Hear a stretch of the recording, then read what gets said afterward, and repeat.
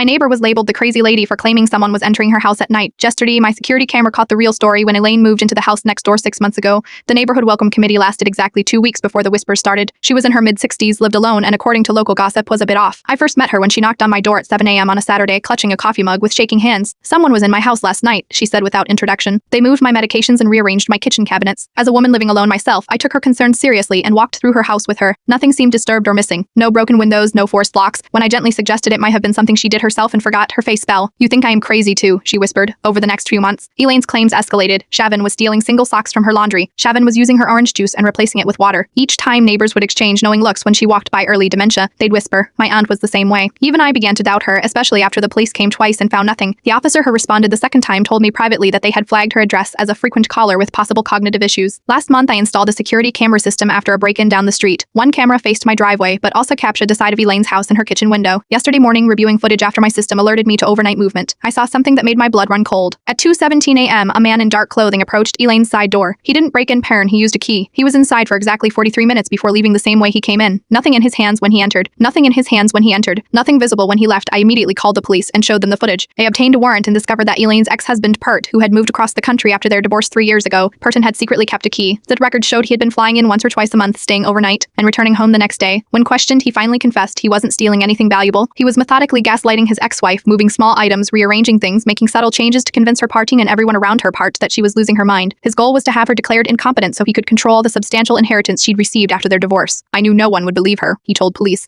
Reaver old women are worse than invisible Pirater. They're a nuisance everyone wants to ignore. This morning, I watched as officers escorted Elaine's ex-husband to a police car. Neighbors gathered on their lawns, expressions shifting from curiosity to horror as the story spread. Elaine stood on her porch, tears streaming down her face. Later, she brought me cookies and sat in my kitchen for months. "I thought I was losing my mind," she said. "The worst part wasn't the fear of someone in my house. It was knowing that no one, not the police, not my neighbors, not even my own children, believed me. Sometimes the person everyone labels crazy is actually the only one seeing clearly, and sometimes the monsters we fear aren't strangers who break in Perrin. They're the people who already have the keys to our lives."